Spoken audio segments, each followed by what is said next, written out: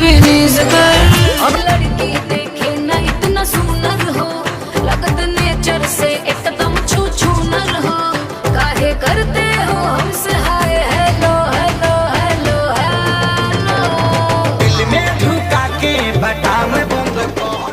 चढ़ली जवनिया परोसे लेके आव थरिया। हो मकई के रोटियां पाया जा बन के मछरिया हो।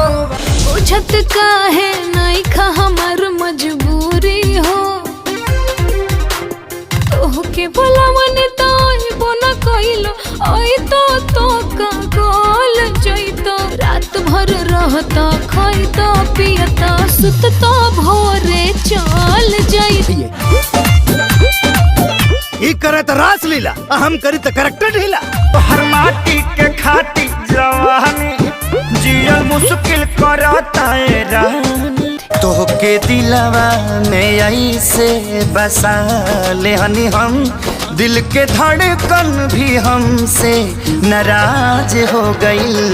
अखिया तोहरा सिवा कुछ न देखे सनम, कके हमसे दगा दगाबाज हो गई। तोहके दिलवा में hello hello mic testing hello.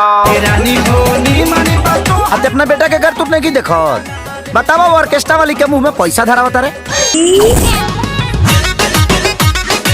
पापा के लागे लाला छोड़ा जवानी वाला ते। हम कंफ्यूज बाने के यहाँ पर लेकर खिलाए कि तार भाई खिलाए। मने पड़ा आत्मा फ्यूचर सैया लइका खेलाई बके देवर के। चढ़ली जवनिया परोसे लेके आव थरिया। हो मकई के रोटियां खाया जा बन के मछरिया हो। बाप जी